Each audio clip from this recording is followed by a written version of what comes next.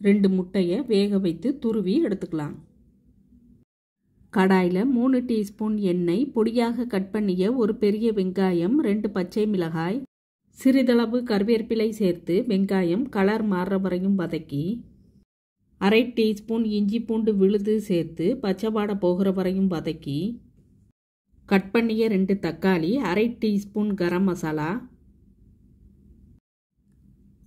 1/4 teaspoon மஞ்சள் தூள், அரை டீஸ்பூன் மிளகாய் தூள் சேர்த்து தக்காளி மசிகிற வரையும் வதக்கி, தேவையான அளவு உப்பு, 200 ml தண்ணி சேர்த்து மிக்ஸ் பண்ணி பச்சை வாடை போகிற வரையும் கொதிக்க வைத்து,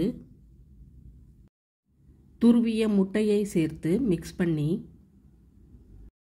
2 நிமிஷம் கழித்து அரை டீஸ்பூன் மிளகுத்தூள், கட் பண்ணிய கொத்தமல்லி இலை சிறிதளவு சேர்த்து மிக்ஸ் பண்ணி அடுப்பை ஆஃப் பண்ணிடலாம். முட்டை கைமா ரெடி.